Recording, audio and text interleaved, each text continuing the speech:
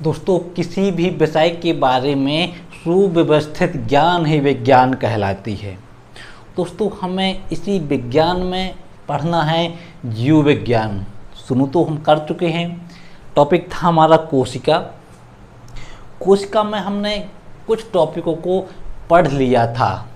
उसी क्रम को आगे बढ़ाते हुए आज हम पढ़ेंगे केंद्रक के आधार पर कोशिका का वर्गीकरण या केंद्रक के आधार पर कोशिका का विभाजन। तो हेडिंग डालिए, केंद्रक के आधार पर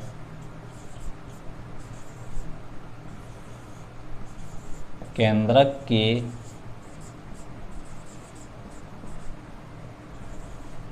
आधार पर कोशिका का विभाजन या कोशिका विभाजन।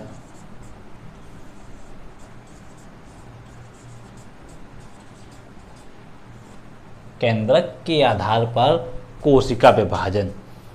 दोस्तों, हमने संरचना के आधार पर कोशिका विभाजन पढ़ा और ये भी पढ़ा कि संरचना के आधार पर कोशिका दो प्रकार की होती है, एक जंतु कोशिका और दूसरी पादप कोशिका। उसी प्रकार केंद्रक के आधार पर भी कोशिका दो प्रकार की होती है, वो प्रोकैरियोटिक कोशिका और जो हमारी दूसरी है यूकैरियोटिक कोशिका। कौन कौन सी? प्रोकैरियोटिक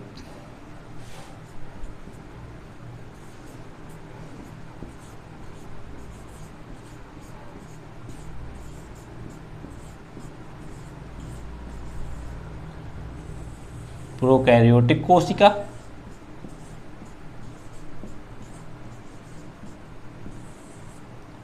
और यूकैरियोटिक कोशिका।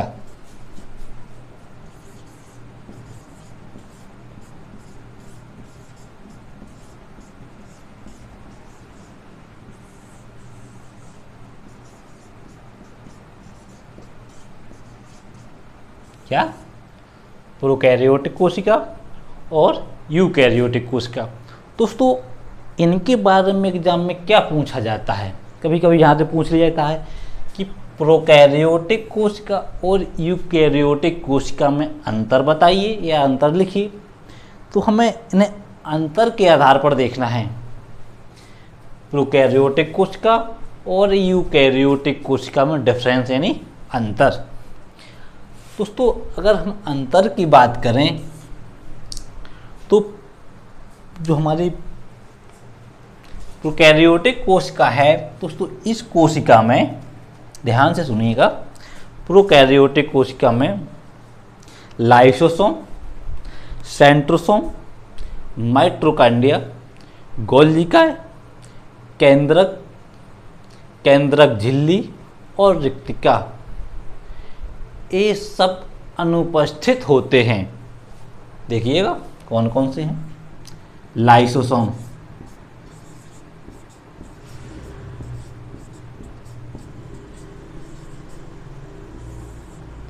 लाइसोसोम, सेंट्रोसोम,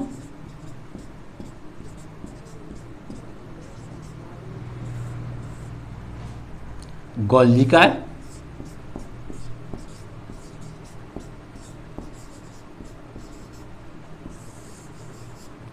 माइटोकॉन्ड्रिया,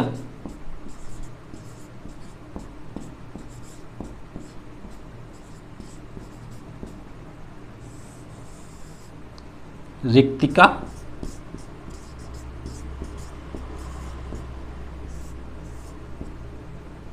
केंद्रक और केंद्रक झिल्ली।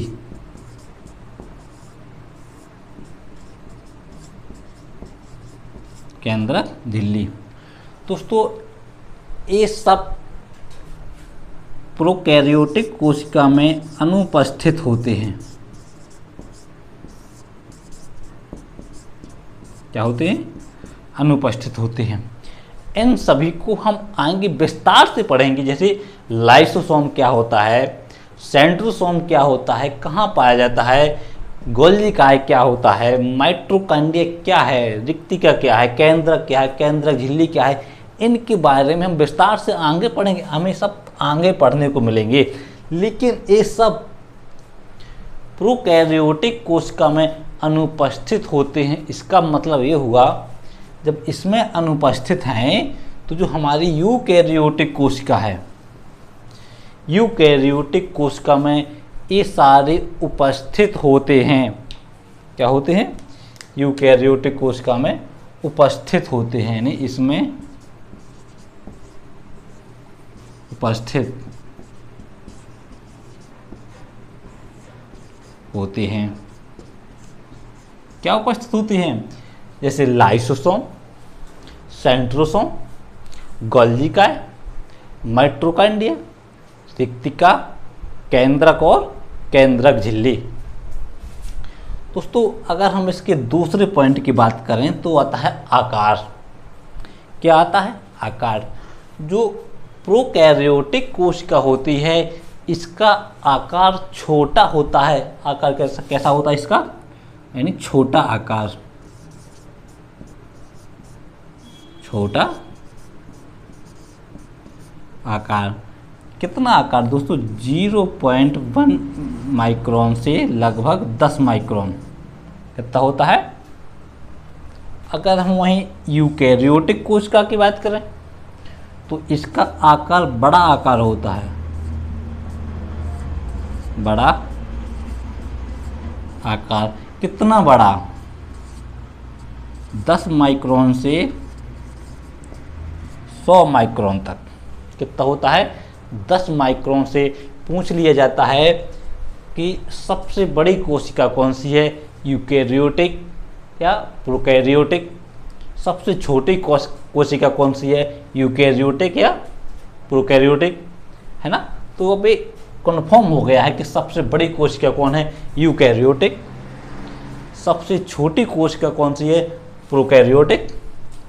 जो हमारा तीसरा बिंदु निकल के आता है दोस्तों, जो प्रोकैरियोटिक कोशिका होती है इसमें 70S प्रकार का राइबोसोम पाया जाता है। 70S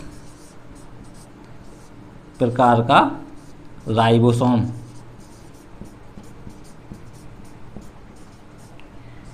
कैसा राइबोसोम पाया जाता है? 70S प्रकार का राइबोसोम पाया जाता है। किसमें? प्रोकैरियोटिक कोशिका में। क्वेश्चन यहाँ से कई बार एग्जाम में बना हुआ है। जब आप पिछले एग्जाम उठा के देखेंगे तो तुम्हें मिलेगा कि जो हमारी प्रोकैरियोटिक कोशिका होती है इसमें 70S प्रकार का राइबोसोम पाया जाता है। अगर वहीं हम यूकैरियोटिक कोशिका की बात करें तो इसमें 80S प्रकार का राइबोसोम पाया जाता है। कैसा पाया जाता है? 80S प्रकार का राइबोसोम पाया जाता है। किसमें? यूकैरियोटिक कोशिका में। दोस्तों जो हमारा यहाँ से चौथा फैक्ट निकल के आता है, यूकैरियोटिक जो कोशिका प्रोकैरियोटिक कोशिका होती है इनका विकास कम होता है, यानी इसका कम विकास होता है। कम विकास होता है, ये कम विकसित होती हैं। वहीं हम यूकैरियोटिक कोशिकाओं की बात करें तो इनका विकास अधिक होता है। अधिक विकास क्या होता है? इनका अधिक विकास होता है। अगर हम यहीं 5वें पॉइंट की बात करें कि हमारा 5वां पॉइंट क्या हो सकता है, दोस्तों एक क्वेश्चन यहाँ से बनता है डीएनए से संबंधित। यूकैरियोटिक कोशिका में कौन सा डीएनए पाया जाता है, इसका आकार क्या होता है, प्रोकैरियोटिक कोशिका में कौन सा डीएनए पाया जाता है ना। तो एक क्वेश्चन यहाँ से डीएनए से बनता है। दोस्तों अगर हम डीएनए की बात करें, डीएनए जो हमारी प्रोकैरियोटिक कोशिका है इसमें गोलाकार डीएनए पाया जाता है। कैसा डीएनए पाया जाता है?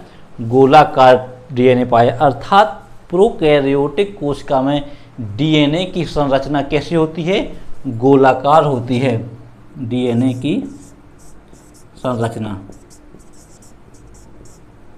कैसी होती है? गोलाकार। इसमें डीएनए की संरचना गोलाकार होती है। वहीं यूकैरियोटिक की बात करें तो इसमें डीएनए की संरचना रेखीय होती है। कैसी होती है संरचना? रेखीय होती है। जो हमारी प्रोकैरियोटिक कोशिका है इसमें डीएनए की संरचना गोलाकार होती है और यूकैरियोटिक कोशिका में डीएनए की संरचना रेखीय होती है। कैसी होती है? रेखीय होती है। दोस्तों अगर हम छठवें पॉइंट की बात करें तो अगर हम देखें कि जो प्रजनन होता है ना, प्रजनन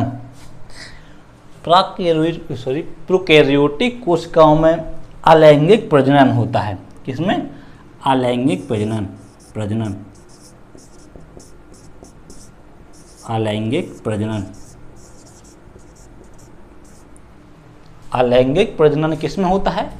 जो हमारी प्रोकैरियोटिक कोशिका है दोस्तों इसमें अलैंगिक प्रजनन होता है। और जो यूकैरियोटिक कोशिका है अगर हम इसमें प्रजनन की बात करें तो इसमें लैंगिक प्रजनन होता है और अलैंगिक प्रजनन, दोनों प्रकार से प्रजनन होता है। किसमें? यूकैरियोटिक कोशिका में लैंगिक भी होता है और अलैंगिक भी होता है, अर्थात लैंगिक प्रजनन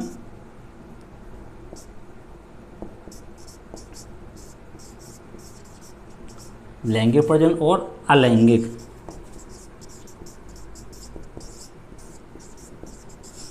लैंगिक प्रजनन और अलैंगिक प्रजनन। दोस्तों अगर हम इसके एग्जाम्पल की बात करें कि लैंगिक प्रजनन किसमें होता है, जैसे जीवाणु हुए, नीली हरी शैवाल हुई, है ना, जीवाणु, नीली हरी शैवाल, है ना।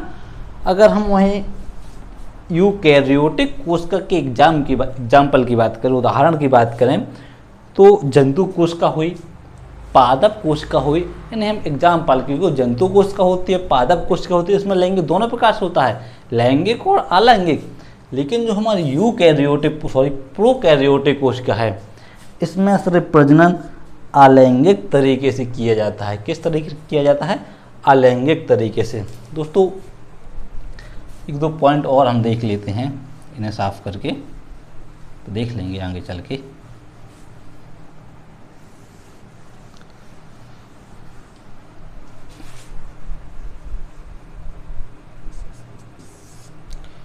जो हमारा यहाँ से 7वां पॉइंट निकल के आता है, जो हमारी कोशिका भित्ति होती है ना, क्या? कोशिका भित्ति।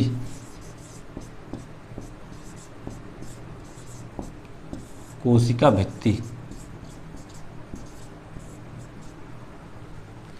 दोस्तों प्रोकैरियोटिक कोशिका में कोशिका भित्ति प्रोटीन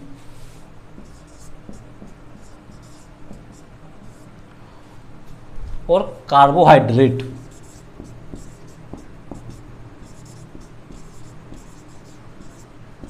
इसकी कार्बोहाइड्रेट की बनी होती है। किनकी? प्रोटीन और कार्बोहाइड्रेट की बनी होती है कोशिका भित्ति प्रोकैरियोटिक कोशिका में। और वहीं हम यूकैरियोटिक कोशिका की बात करें तो यूकैरियोटिक कोशिका में कोशिका भित्ति सेल्यूलोज की बनी होती है। कोशिका भित्ति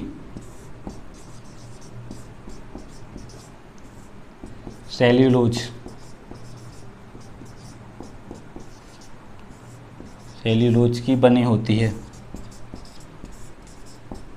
इसकी बनी होती है कोशिका भित्ति, सेल्यूलोज की बनी होती है कोशिका भित्ति।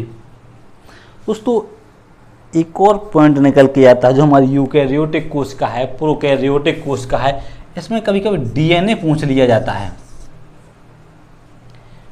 तो जो हमारा प्रोकैरियोटिक कोशिका है दोस्तों, इसमें सिर्फ केवल और केवल एक डीएनए पाया जाता है। डीएनए नहीं, गुणसूत्र, गुणसूत्र। अगर हम प्रोकैरियोटिक कोशिका की बात करें तो इसमें गुणसूत्र, केवल एक गुणसूत्र पाया जाता है, केवल एक गुणसूत्र। वहीं हम अगर यूकैरियोटिक कोशिका की बात करें तो यूकैरियोटिक कोशिका में दोस्तों गुणसूत्रों की संख्या एक से अधिक होती है, अर्थात इसमें गुणसूत्र, एक से अधिक गुणसूत्र पाए जाते हैं, एक से अधिक गुणसूत्र। कैसे गुणसूत्र हैं? एक से अधिक गुणसूत्र। तो ये तो हुई हमारे यूकैरियोटिक और यूकैरियोटिक और प्रोकैरियोटिक कोशिका में अंतर। एक बार इन्हें हम और फिर से देख लेते हैं। देखिए, केंद्रक के आधार पर कोशिकाओं को दो भागों में बांटा गया है, एक यूकैरियोटिक और प्रोकैरियोटिक, या प्रोकैरियोटिक और यूकैरियोटिक। अगर हम इनकी बात करें यूकैरियोटिक प्रोकैरियोटिक, इसमें जो डिफरेंस हमने समझा, इसमें मुख्य पॉइंट क्या है। जैसे कभी कभी पूछ लिया जाता है कि जो है ना माइटोकॉन्ड्रिया है, गोल्जिकाए है, केंद्रक है, केंद्रक झिल्ली है, लाइसोसोम है, सेंट्रोसोम है, किस में उपस्थित होते हैं। अगर उपस्थित की बात करें तो यूकैरियोटिक, और अनुपस्थित की बात करें तो प्रोकैरियोटिक। वो कभी कभी इसका सबसे बड़ा फैक्ट है जो एस प्रकार के राइबोसोम, 70 एस प्रकार के राइबोसोम प्रोकैरियोटिक कोशिका में पाए जाते हैं, और 80 एस प्रकार के राइबोसोम किस में पाया जाता है? यूकैरियोटिक कोशिका में पाया जाता है। डीएनए, किस कोशिका में डीएनए की संरचना गोलाकार होती है, किस कोशिका में डीएनए की संरचना रेखीय होती है। दोस्तों, तो डीएनए की संरचना गोलाकार की बात करें तो आप लोग समझिएगा कि प्रोकैरियोटिक कोशिका की बात कर रहा है। अगर वह रेखीय डीएनए की बात करे तो समझिएगा वह यूकैरियोटिक कोशिका की बात कर रहा है। किस कोशिका में गुणसूत्र की संख्या एक से अधिक होती है, या किस कोशिका में केवल एक गुणसूत्र पाया जाता है। अगर एक गुणसूत्र की बात करें तो फट से सही आंसर मारिए प्रोकैरियोटिक। अगर एक से अधिक गुणसूत्रों की बात करें तो आंसर करिए यूकैरियोटिक, है ना। तो ये हुआ था हमारा कोशिका का वर्गीकरण। अब हमें क्या समझना है, कोशिका से जुड़े हुए कुछ फैक्ट, जैसे गोल्जिका हुआ, माइटोकॉन्ड्रिया हुआ, है ना, केंद्रक हुआ, केंद्रक झिल्ली हुई, लाइसोसोम हुआ, साइटोसोम हुआ, लवक हुआ, इन सभी के बारे में भी हमें विस्तार से पढ़ना है। तो इन्हें हम आगे पढ़ेंगे। नमस्कार।